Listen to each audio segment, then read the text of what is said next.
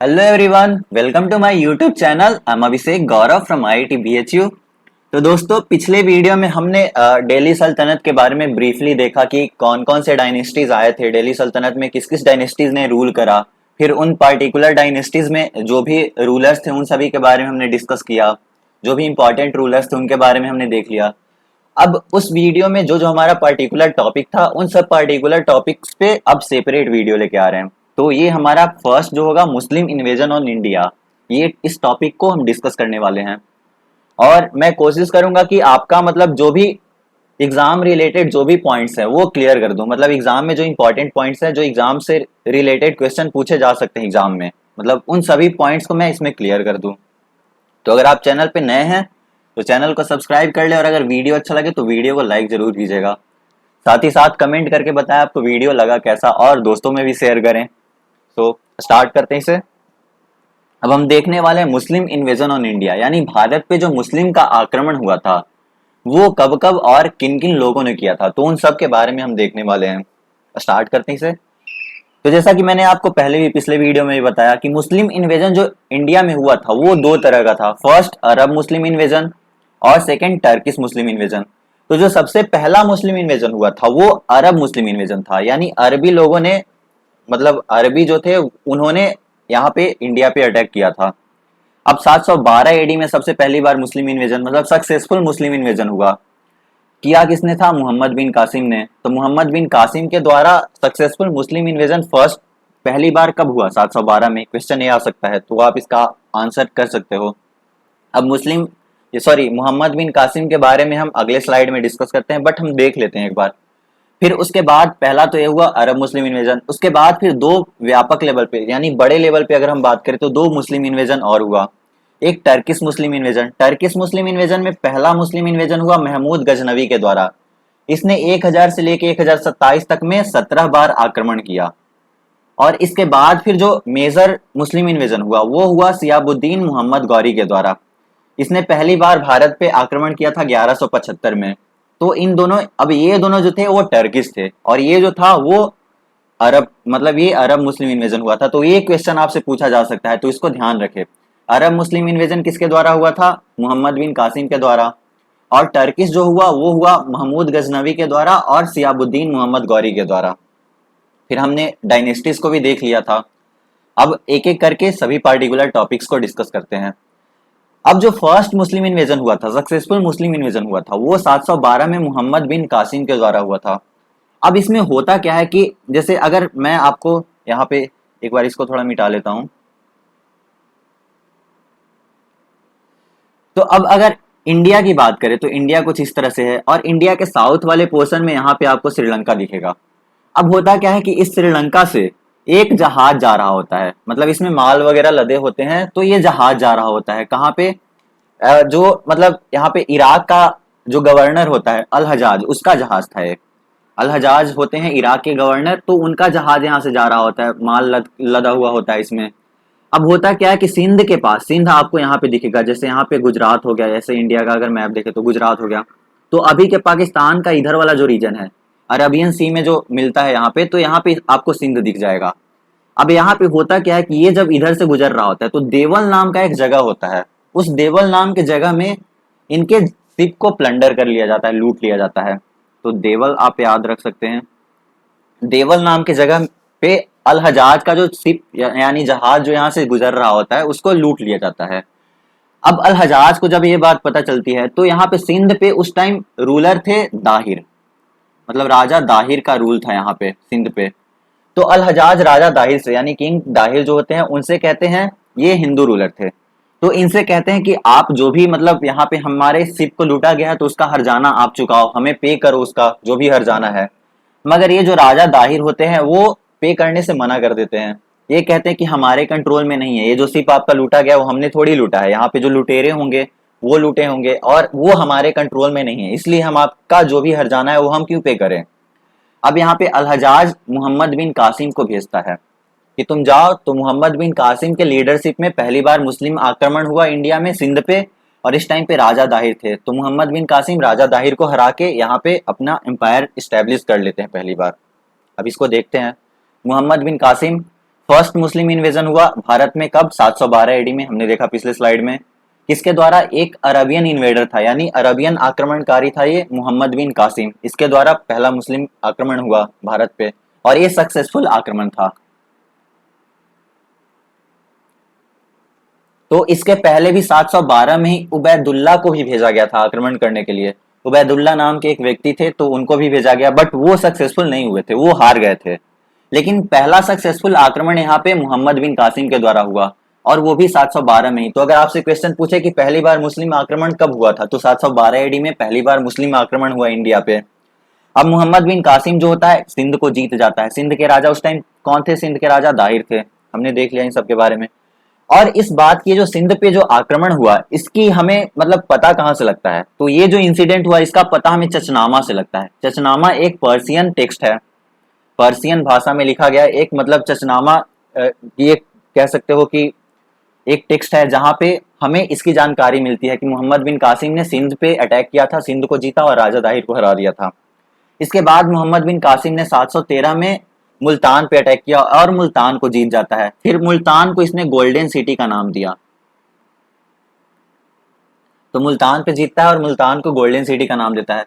But ये जो होता है पहला जो आक्रमण हुआ था ये ज्यादा दिनों तक नहीं चला। लगभग 779 एडी के आसपास तक इनका जो सिंध पे कंट्रोल था वो खत्म हो जाता है। अब इसके बाद जो मेजर आक्रमण होता है वो होता है महमूद गजनवी के द्वारा। अब महमूद गजनवी के बारे में देखते हैं। तो इनसे आपका मतलब इतना क्वेश्चन बन सकता है, जो कि मैंने बता दिया आपको, जो भी हो सकता है इसमें क्वेश्चन इतना ही बन सकता है। अब महमूद गजनवी के बारे में देखते हैं। तो बेसिकली अल्पतगीन होता है, अल्पतगीन 932 एडी में यानी 932 एडी में गजनवी डायनेस्टी की स्थापना करता है, और गजनी जो कि अभी के अफगानिस्तान में है उसको अपना कैपिटल यानी राजधानी बनाता है। अब एक बात आप यहाँ पे ये ध्यान रखें, गजनवी डायनेस्टी जो था उसे यामिनी डायनेस्टी भी कहा जाता है। तो कुछ कुछ क्वेश्चन यामिनी से रिलेटेड आएगा तो उसे आप देख कर ही डायरेक्टली टिक कर दोगे, मैं आपको बताऊंगा आगे में। तो इसे गजनवी डायनेस्टी को यामिनी डायनेस्टी भी कहा जाता है। अब 932 में तो अल्पतगीन ने स्थापना करी। अब 977 एडी यानी 977 एडी में सुबुतगीन जो कि इनका स्लेव भी होता है, स्लेव मतलब गुलाम होता है, और इनका दामाद भी होता है, सन इन लॉ भी होता है, किनका? अल्पतगीन का। तो अल्पतगीन का दामाद और स्लेव सुबुतगीन जो होता है वो यहाँ पे जयपाल नाम, मतलब जयपाल नाम के एक रूलर होते हैं हिंदू रॉयल डायनेस्टी के, जो कि पेशावर और मतलब मुल्तान के आसपास ही राज कर रहे होते हैं, जो कि अभी पाकिस्तान में मौजूद है। तो इन पे अटैक करता है ये, और ये पहला टर्किश आक्रमण था। तो अगर फर्स्ट टर्किश आक्रमण आपसे पूछा जाए तो सुबुतगीन के द्वारा किया गया था, लेकिन ये बड़े लेवल पे नहीं था। ये जो था वो मतलब इनका केवल मकसद था कि वहां से लूटपाट करके जो भी सामान वगैरह है वो लूट के ले जाए यहाँ से। तो ये बड़े लेवल पे नहीं था, जयपाल पे इन्होंने अटैक करी। लेकिन 998 एडी में महमूद गजनवी जो होता है, इनका बेटा, सुबुतगीन का बेटा, वो रूलर बनता है गजनी का। और ये ऐसा मतलब सर हेनरी एलियट के द्वारा ऐसा कहा गया है, इनके अकॉर्डिंग कहा गया कि महमूद गजनवी जो था वो भारत पे 17 बार आक्रमण करता है, यानी 17 बार ये आक्रमण करता है भारत पे महमूद गजनवी। किनका? ये सुबुतगीन का बेटा था। अब इसका जो यहाँ पे महमूद गजनवी जो था, इसका मोटिव यहाँ पे इंडिया में अपना एम्पायर को स्टैब्लिश करना नहीं था। इसका मोटिव क्या था? To plunder the material asset, यानी यहाँ पे जो भी यहाँ पे मटेरियल एसेट है, यानी सोना चांदी जो भी पैसा वैसा जो भी लूटना चाहता था, यहाँ से लूट के ले जाना चाहता था, और अपने एम्पायर को सेंट्रल एशिया में एक्सपेंड करना चाहता था। ये बात यहाँ पे ध्यान रखे, ये सेंट्रल एशिया में अपने एम्पायर को एक्सपेंड करना चाहता था। सेंट्रल एशिया कहने का मतलब क्या हुआ? जो तुर्की मतलब टर्की के आसपास हो गया, फिर ईरान, वो उस टाइम पे पर्सिया था, तो पर्सिया के आसपास का जो रीजन हुआ वहां पे अपने एम्पायर को ये इस्टेब्लिश करना चाहता था। इंडिया में एम्पायर एक्सपेंशन या फिर एम्पायर को इस्टेब्लिश करना इसका मकसद नहीं था। भारत को सिर्फ ये लूटना चाहता था, ताकि जो भी यहाँ से पैसा वैसा मिले उस पैसे से ये सेंट्रल एशिया में अपने एम्पायर को एक्सपेंड कर सके। तो ये हुआ इसके बारे में। अब आते हैं, जब ये यहाँ पे अटैक करता है उसके बाद जो बगदाद के खलीफा होते हैं अल कादिर बिल्ला, ये भी क्वेश्चन आपसे पूछा जा सकता है। तो बगदाद के खलीफा अल कादिर बिल्ला ने इसको टाइटल दिया, महमूद गजनवी को टाइटल दिया। क्या क्या टाइटल दिया? फर्स्ट यामीन उद दौला का टाइटल दिया, दूसरा अमीन अल मिल्ला का टाइटल दिया, और एक सुल्तान का टाइटल दिया। तो अटैक करने के बाद अल कादिर बिल्ला ने, आपसे क्वेश्चन पूछा जा सकता है ऐसे, इस तरह से क्वेश्चन आप वो पूछ सकते हैं कि गजनवी, महमूद गजनवी जो था उससे अल कादिर बिल्ला ने क्या टाइटल दिया? तो ऑप्शन में हो सकता है यामीन उद दौला, तो आप इसे टिक करेंगे। फिर अमीन अल मिल्ला, ये भी टाइटल इन्होंने ही दिया, सुल्तान का टाइटल भी दिया, तो आप ये टिक करोगे।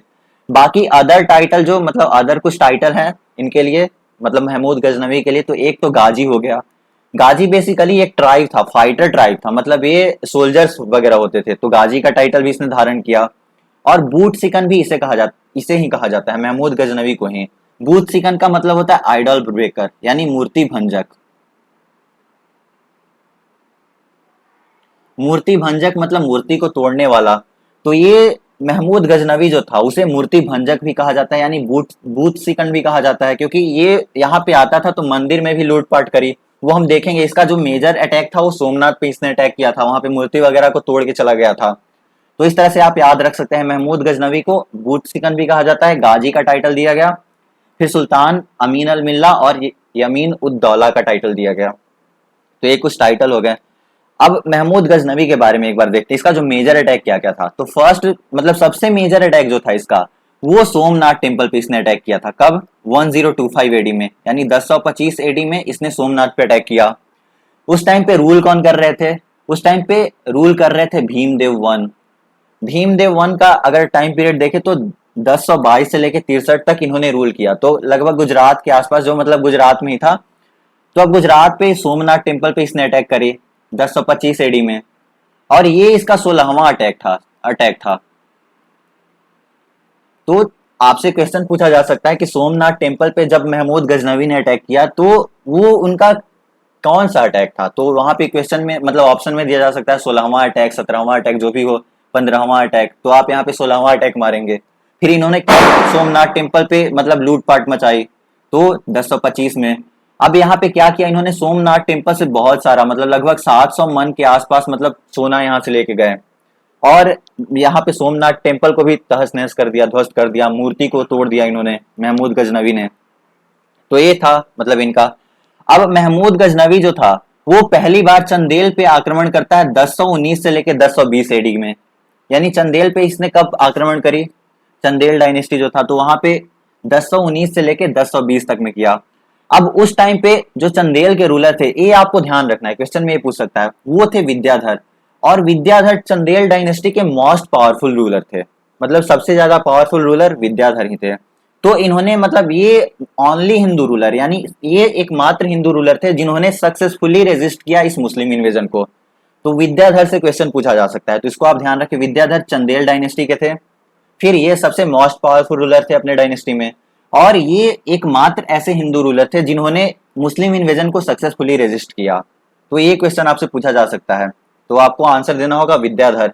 अब विद्याधर ने मतलब इनसे अच्छी तरह से इनको रेजिस्ट किया, इन पे कड़ा मतलब यहाँ पे कड़ा टक्कर दिया इन्होंने महमूद गजनवी को। तो चंदेल पे इसने महमूद गजनवी ने कब आक्रमण करी? 1019 से लेके 1020 तक में, और उस टाइम पे रूलर कौन थे? विद्याधर। तो ये आपको ध्यान रखना है। अब ऐसा लिखा गया है, हिस्टोरियंस ने ऐसा लिखा है कि महमूद गजनवी जो था वो लर्नड एंड जेंटलमैन था, मतलब वो शिक्षित और सभ्य आदमी था, शिक्षित और सभ्य। बट ये इसका जो कारनामा है उससे तो लगता नहीं है कि शिक्षित और सभ्य होगा, लेकिन फिर भी जो हिस्टोरियंस ने लिखा है वो मतलब आपको पढ़ना है। ये कहा जा मतलब क्वेश्चन में आ सकता है मे भी, या तो ऐसा तो कि इस तरह का क्वेश्चन तो नहीं पूछ सकता है, बट हाँ इसके बारे में हिस्टोरियंस ने लिखा है कि ये शिक्षित था और सभ्य था। तो यहाँ पे हमने अभी तक क्या क्या देख लिया, इसको एक बार रिवाइज करते हैं। सबसे पहले मुस्लिम इन्वेजन, अरब मुस्लिम इन्वेजन, देन टर्किश मुस्लिम इन्वेजन। अरब मुस्लिम इन्वेजन किसके द्वारा? मोहम्मद बिन कासिम के द्वारा 712 में।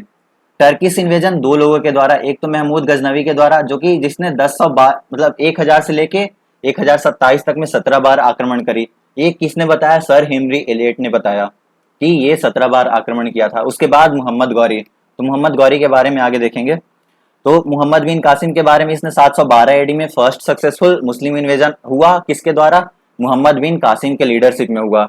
ये एक अरबियन इन्वेडर था। मोहम्मद बिन कासिम ने सिंध को जीता। सिंध के राजा उस टाइम पे कौन थे? राजा दाहिर। इसकी हमें खबर कहाँ से लगती है? तो चचनामा जो कि एक पर्सियन टेक्स्ट है वहां से हमें पता चलता है। फिर 713 एडी में इसने मुल्तान पे विजय प्राप्त करी, और मुल्तान को इसने गोल्डन सिटी का नाम दिया।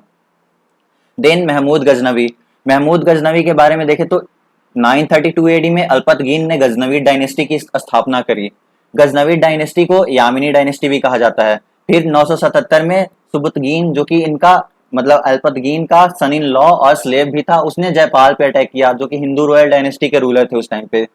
अब जयपाल यहाँ पे हार जाते हैं वैसे तो, लेकिन मतलब ये बड़े लेवल पे नहीं होता है। उसके बाद महमूद गजनवी होता है, 998 एडी में रूलर बनता है गजनी का।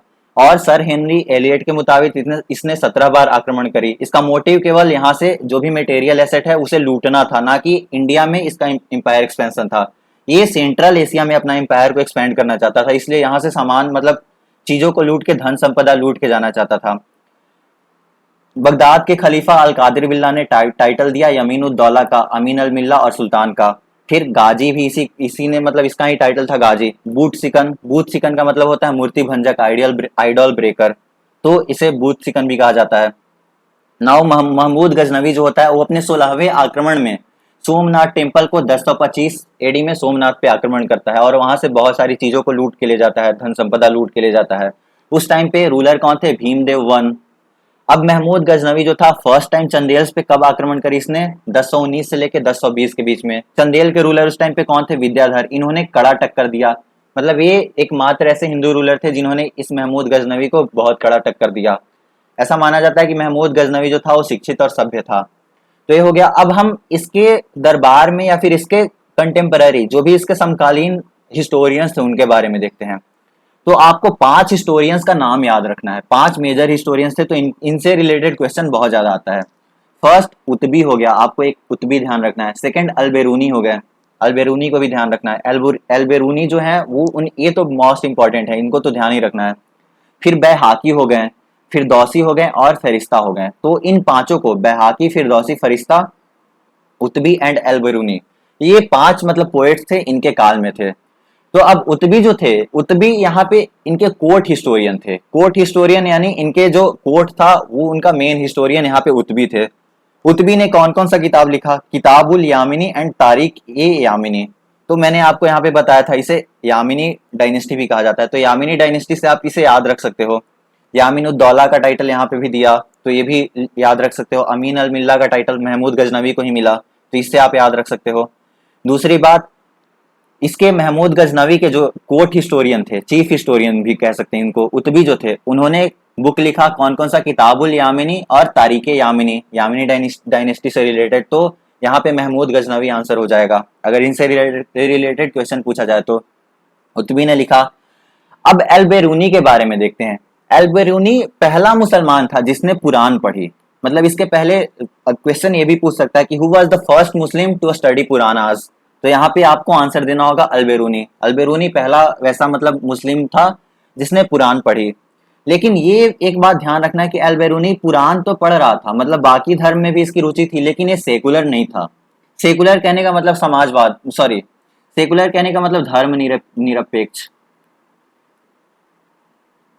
यानी ये सेकुलर नहीं था, मतलब हर धर्मों को एक समान नहीं समझता था। बट हाँ, ये कुरान पढ़ता था और ये बड़ा पढ़ा लिखा आदमी था। मतलब ये इसको एस्ट्रोलॉजी में भी इंटरेस्ट था।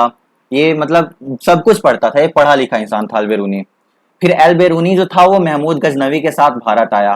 तो एल्बेरूनी ने जो किताब लिखी, किताब उल हिंद, इसको ध्यान रखे, क्योंकि एल्बेरूनी वही था जो महमूद गजनवी के साथ भारत आया था। तो एल्बेरूनी के द्वारा जो किताब लिखा जाएगा, उस किताब से हम भारत का उस टाइम का जो सोशल और कल्चरल सिचुएशन था उसके बारे में हम जानते हैं। तो यहाँ से आप 2 चीज याद रखेंगे। पहला क्या कि, सॉरी, 3 चीज। पहला तो एल्बेरूनी पहला मुस्लिम था जिसने कुरान पढ़ी। फिर एल्बेरूनी जो था वो महमूद गजनवी के साथ भारत आया और इसका किताब, इसके द्वारा लिखा गया किताब, किताब उल हिंद, इससे हम भारत, मतलब उस टाइम कंटेम्पररी यानी समकालीन भारत, मतलब उस टाइम पे जो भारत था, उस भारत का सोशल और कल्चरल सिचुएशन क्या था वो हम पता लगाते हैं किताबुल हिंद से। फिर एल्बेरूनी के द्वारा एक और बुक लिखी गई, तहकीक हिंद, ये अरबी लैंग्वेज में लिखा गया था, मतलब अरेबिक लैंग्वेज में लिखा गया था। तो ये आप ध्यान रख सकते हो। यहाँ से भी आपका 4-5 क्वेश्चन बन सकता है। पहला तो उतबी कौन था? तो ये महमूद गजनवी का कोर्ट हिस्टोरियन था या फिर चीफ हिस्टोरियन था। इसने कौन कौन सी किताब लिखी? किताबुल यामिनी और तारीखे यामिनी। अल्बेरूनी पहला मुसलमान था जिसने कुरान पढ़ी। एल्बेरूनी भारत आया था किसके साथ? महमूद गजनवी के साथ। तो महमूद गजनवी के टाइम पीरियड में एल्बेरूनी, मतलब अगर क्वेश्चन पूछा जा सकता है एल्बेरूनी किसके काल में था, तो महमूद गजनवी के काल में था। फिर इसने कौन सी किताब लिखी, मतलब किस किताब से भारत के समकालीन सोशल और कल्चरल सिचुएशन के बारे में पता लगता है। सोशल मतलब कि सामाजिक, तो सामाजिक और कल्चरल सिचुएशन के बारे में हमें किस किताब से पता लगता है, तो किताबुल हिंद से पता लगता है उस टाइम पे, मतलब महमूद गजनवी के टाइम पे। फिर अलबरूनी तहकीक हिंद भी लिखा, तो अलबरूनी के द्वारा तहकीक हिंद भी लिखा गया। तो ये सब क्वेश्चन बन सकते हैं। अब यहाँ पे नेक्स्ट जो है वो बैहाकी है। बैहाकी ने तारीख सुबुतगीनी लिखा था। अब सुबुतगीन कौन थे, ये थे महमूद गजनवी के पिताजी। तो तारीख सुबुतगीनी बैहाकी के द्वारा लिखा गया। नेक्स्ट फिरदौसी ने शाहनामा लिखा था। तो ये एक थोड़ा सा इंपॉर्टेंट क्वेश्चन है, मतलब लगभग पूछा जाता है कि फिरदौसी के द्वारा कौन सा किताब लिखा गया, तो शाहनामा फिरदौसी के द्वारा लिखा गया था। फरिश्ता ने तारीख फेरिस्ता लिखा और गुलशन इब्राहिमी लिखा। तो ये सब इसके हिस्टोरियन थे, पोएट्स थे, चीफ हिस्टोरियन और पोएट। नेक्स्ट अब हमने महमूद गजनवी के बारे में देख लिया। अब इसके बाद आता है मोहम्मद गौरी। तो मोहम्मद गौरी के बारे में देखते हैं, समझते हैं एक बार। अब मोहम्मद गौरी जो था वो नॉर्थ इंडिया को 1192 एडी में कॉन्कर किया, मतलब जीत गया। अब इसके बारे में हम पहले पढ़ते हैं कि इसने पहला अटैक कब किया। तो फर्स्ट अटैक ये देखते हैं यहाँ पे, इससे आप समझ जाओगे। तो फर्स्ट अटैक इसने 1175 में किया। कहाँ पे, मुल्तान पे। और मुल्तान पे इसने विजय प्राप्त कर ली। मतलब फर्स्ट अटैक जो मोहम्मद गौरी का था वो 1175 में था, मुल्तान पे इसने अटैक किया और इसमें ये जीत जाता है।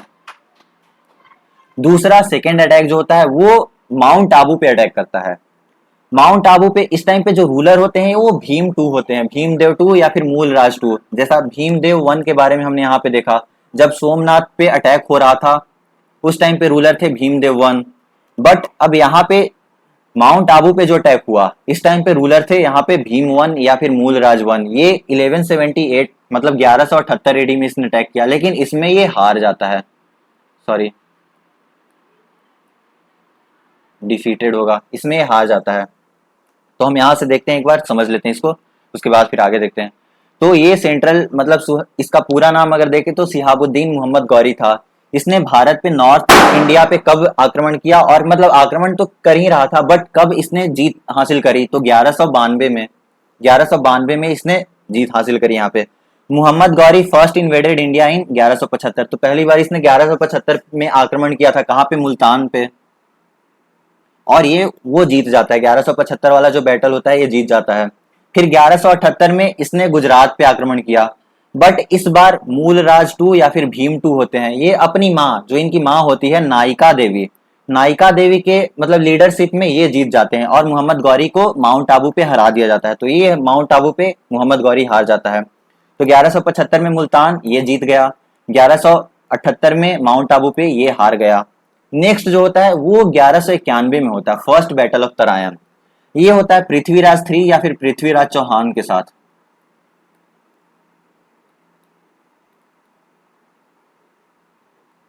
ये फर्स्ट बैटल ऑफ तरायन होता है 1191 में, और ये बैटल जो होता है वो पृथ्वीराज थ्री या फिर पृथ्वीराज चौहान से हार जाता है। तो अभी तक इसने एक बैटल जीता है, ये भी ये हार जाता है, डिफीटेड। नेक्स्ट जो बैटल होता है वो होता है सेकेंड बैटल ऑफ तरायन। ये कब होता है, 1192 में। 1191 में फर्स्ट बैटल ऑफ तरायन हुआ, ये हार गया, बट 1192 में जो सेकेंड बैटल ऑफ तरायन होता है इसमें ये जीत जाता है। और यहाँ पे इसने ये यहाँ पे नॉर्थ इंडिया पे अपनी एम्पायर को एस्टेब्लिश कर लेता है 1192 में। तो हम यहाँ पे हमने देखा 1192 में ये नॉर्थ इंडिया पे जीत हासिल करता है। तो 1192 में सेकेंड बैटल ऑफ तरायन हुआ पृथ्वीराज चौहान के द्वारा ही, मतलब पृथ्वीराज थ्री जो थे इनके साथ ही ये सेकेंड बैटल ऑफ तरायन हुआ और इस बैटल में ये जीत जाता है। इसी के साथ नॉर्थ इंडिया में ये अपना एम्पायर एक्सपैंड कर लेता है, इस्टेब्लिश कर लेता है। नेक्स्ट जो बैटल होता है वो होता है 1194 में, ये होता है बैटल ऑफ चंदावर। अब ये जीत गया, और 1194 में जो होता है बैटल ऑफ चंदावर यानी 1194 में बैटल ऑफ चंदावर होता है, ये भी ये जीत जाता है। अब ये होता है जयचंद के साथ, जो कि मतलब जयचंद उस टाइम पे रूलर थे। बैटल ऑफ चंदावर जो होता है वो जयचंद के साथ होता है, और जयचंद रूलर थे यहाँ पे कन्नौज गढ़वाल किंग जो थे, मतलब जयचंद एक कन्नौज गढ़वाल किंग थे। तो कन्नौज डायनेस्टी पे इसने मतलब अटैक करी, जयचंद को हरा दिया यहाँ पे, और यहाँ से इसका एम्पायर जो है वो सबसे पहले तो ये भी जीत जाता है और इंडिया में ये अपना एम्पायर इस्टेब्लिश करने के लिए तैयार हो जाता है। तो ये सभी बैटल हुआ, ये सभी मेजर बैटल था इसका मोहम्मद गौरी का। तो इसको एक बार हम लोग रिकैप करते हैं। पहला 1175 में किसके द्वारा, 1175 में मुल्तान पे इसने आक्रमण किया और ये जीत जाता है। फिर 1178 में माउंट आबू पे गुजरात पे आक्रमण करता है। उस टाइम पे रूलर होते हैं भीम टू, ये कड़ा टक्कर देते हैं और इसे हरा देते हैं, माउंट आबू पे हार जाता है। इनकी मां नायिका देवी होती है, इनके संरक्षण में, इनके लीडरशिप में यहाँ पे लड़ा जाता है और यहाँ पे मोहम्मद गौरी हार जाता है। Next first battle of Tarain होता है 1191 में, ये भी ये हार जाता है पृथ्वीराज चौहान के साथ। बट 1192 में यानी 1192 में जो सेकंड बैटल ऑफ तरायन होता है ये जीत जाता है। फिर 1194 में बैटल ऑफ चंदावर होता है जिसमें जयचंद हार जाते हैं, कन्नौज गढ़वाल किंग थे ये जयचंद, तो ये हार जाते हैं और इस तरह से इनका एम्पायर जो है वो स्टैब्लिश कर लेता है। अब हम मोहम्मद गौरी के बारे में कुछ देखते हैं। तो ये एक बहुत ही ज्यादा इंपॉर्टेंट क्वेश्चन है, मतलब लोगों को बहुत ज्यादा कंफ्यूज करेगा। इसमें है क्या कि मोहम्मद गौरी जो था वो गॉडेस लक्ष्मी यानी लक्ष्मी माँ की जो प्रतिमा होती है वो अपने क्वाइन पे इंस्क्राइब कराए हुए था। तो अगर कोई क्वेश्चन पूछे कि कौन सा ऐसा मतलब ये था, कौन सा इन्वेडर था या फिर रूलर था जो भी हो जिसने गॉडेस लक्ष्मी यानी लक्ष्मी माँ की प्रतिमा अपने सिक्कों पे इंस्क्राइब करवा के रखा था, तो ये मोहम्मद गौरी होगा। बट बहुत सारे लोग कंफ्यूज हो जाएंगे, क्यों? क्योंकि मोहम्मद गौरी तो मुस्लिम था। अब मुस्लिम कैसे कोई लक्ष्मी माँ की प्रतिमा को अपने सिक्कों पे ये करा सकता है, तो इसलिए यहाँ पे बहुत ज्यादा कंफ्यूजन है। लेकिन आप यहाँ पे ध्यान रखें, मोहम्मद गौरी था, उसने सिक्का की एक साइड पे माँ लक्ष्मी की प्रतिमा इंस्क्राइब कराया और दूसरे साइड पे अरेबिक में कलमा लिखा हुआ था, मतलब कलमा अरेबिक लैंग्वेज में लिखा हुआ था। तो एक तो माँ लक्ष्मी की प्रतिमा और दूसरा कलमा, एक साइड पे माँ लक्ष्मी की प्रतिमा थी और दूसरे साइड पे, मतलब प्रतिमा इन द सेंस उनकी इमेज थी मतलब लक्ष्मी माँ की, और दूसरे साइड पे कलमा लिखा हुआ था अरेबिक में। अब मोहम्मद गौरी के देखिए एक चीज और यहाँ पे लोगों को कंफ्यूजन होता है, मुझे भी कंफ्यूजन हुआ था जब मैं पढ़ रहा था। तो इक्ता सिस्टम किसने इंट्रोड्यूस कराया? तो इक्ता सिस्टम मोहम्मद गौरी के, मतलब मोहम्मद गौरी जब इंडिया नॉर्थ इंडिया को जीतता है उसके बाद ही इक्ता सिस्टम इंट्रोड्यूस कर दिया जाता है, इक्ता सिस्टम मतलब पिक्चर में आ जाता है। बट इक्ता सिस्टम को बड़े लेवल पे किसने इंट्रोड्यूस किया? तो उसमें आपका आंसर होगा इल्तुतमिश। तो यहाँ पे भी एक कंफ्यूजन होता है कि क्वेश्चन में अगर पूछा जाए कि इक्ता सिस्टम किसने इंट्रोड्यूस किया, तो यहाँ पे वैसे क्वेश्चन में आएगा तो आपको इल्तुतमिश ही टिक मारना है। तो इस तरह का क्वेश्चन आ जाएगा कि मतलब आपको क्वेश्चन में समझ में आ जाएगा कि ये किसके बारे में पूछ रहा है, मोहम्मद गौरी के बारे में पूछ रहा है या फिर इल्तुतमिश के बारे में पूछ रहा है। तो इक्ता सिस्टम मतलब इसके मोहम्मद गौरी के जीतने के बाद ही इक्ता सिस्टम इंट्रोड्यूस हो गया था। अब ये इक्ता सिस्टम है क्या? बेसिकली इक्ता सिस्टम में होता क्या था कि अगर मोहम्मद गौरी की बात करें तो वो अगर कहीं जीत जाता है तो वो अपने जो भी जीता गया रीजन है उसको मतलब डिवाइड कर देगा अलग अलग रीजन में, और हर एक रीजन में एक इक्तेदार को बिठाया जाएगा, मतलब वहां का इंचार्ज होगा जो वहां से टैक्स कलेक्ट करेगा। तो इक्ता सिस्टम बेसिकली टैक्स कलेक्शन के लिए बनाया गया था। तो वहां से टैक्स कलेक्ट करेगा, फिर अपना जो वहां का आर्मी होगा उसकी देखभाल करेगा उसी टैक्स से, और ये टैक्स मोहम्मद गौरी को पे करेगा। तो इक्ता सिस्टम ये था कि मतलब जो भी उसका एम्पायर होगा, मतलब जो भी रीजन है उसको अलग अलग रीजन में डिवाइड कर दिया गया और हर एक रीजन में एक इक्तेदार को बैठाया गया। जो इक्तेदार वहाँ का हेड होगा, वहाँ का गवर्नर आप मान सकते हो, वो वहाँ से रिवेन्यू कलेक्ट करेगा, टैक्स कलेक्ट करेगा। तो इस तरह से इक्ता सिस्टम मोहम्मद गौरी के टाइम पे ही इंट्रोड्यूस हो गया था। अब इसने मोहम्मद गौरी ने कैसे इंट्रोड्यूस हो गया था? तो 1192 में जो बैटल ऑफ तराइन हुआ था उसके बाद ही, बैटल ऑफ तराइन के बाद ही कुतुबुद्दीन ऐबक को इंडियन टेरिटरी के इसलिए मतलब इसने इंचार्ज ये अपॉइंट कर दिया था। मतलब कुतुबुद्दीन ऐबक जो था 1192 में ही मोहम्मद गौरी के द्वारा इंचार्ज के रूप में अपॉइंट कर दिया गया था इंडियन टेरिटरीज के। तो यहाँ से इक्ता सिस्टम, यहाँ पे आपको ध्यान देना है, इक्ता सिस्टम मोहम्मद गौरी के बाद से ही इंट्रोड्यूस हो गया था, बट बड़े लेवल पे इल्तुतमिश ने कराया था। तो क्वेश्चन अगर आएगा तो आप वहां पे देख लोगे, उसमें मोहम्मद गौरी का ऑप्शन ही नहीं होगा तो आप इल्तुतमिश ही मारोगे। अब नेक्स्ट जो है गौरी जो था वो उसे कुहरम और समाना, कुहरम और समाना बेसिकली आज के पंजाब में है, मतलब जो इंडिया में पंजाब है उस पंजाब में है। तो कुहरम और समाना का एडमिनिस्ट्रेटर अपॉइंट किया मोहम्मद गौरी ने कुतुबुद्दीन ऐबक को। अब यही इसी कुतुबुद्दीन ऐबक के बारे में हम देखेंगे कि वो इसके बाद स्लेव डायनेस्टी की स्थापना करता है, स्लेव डायनेस्टी। तो सबसे पहला इक्ता मतलब यहाँ पे मोहम्मद गौरी ने कुतुबुद्दीन ऐबक को 1192 में ही इंचार्ज के तौर पे अपॉइंट कर दिया था। क्यों? क्योंकि 1192 में जो तरायन का युद्ध हुआ था, 1191 और 1192 में जो बैटल ऑफ तरायन हुआ था, उसमें कुतुबुद्दीन ऐबक ने बहुत ज्यादा हेल्प करी थी मोहम्मद गौरी की। तो कुतुबुद्दीन ऐबक मोहम्मद गौरी का स्लेव था, और स्लेव होने के साथ साथ ही मतलब ये बहुत ही मतलब विश्वासी आदमी था इसका, मोहम्मद गौरी का। इसलिए मोहम्मद गौरी ने कुतुबुद्दीन ऐबक को 1192 एडी में ही इंडियन टेरिटरीज का इंचार्ज के रूप में इसे अपॉइंट कर दिया।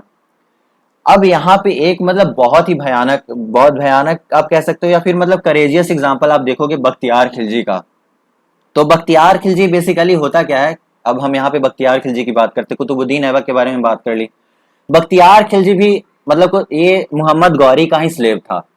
अब ये बख्तियार खिलजी जो होता है वो स्टार्टिंग में ये आर्मी के तौर पे सर्व करना चाहता है, बट मोहम्मद गौरी से आर्मी के रूप में अपॉइंट करता नहीं है। क्यों? क्योंकि इसका जो हाथ था वो थोड़ा बड़ा था। ऐसा अगर आप वीडियोस वगैरह देखो तो वहां से आपको पता चलेगा हाथ थोड़ा बड़ा था, तो इसलिए आर्मी के तौर पे सर्व नहीं कर सकता है।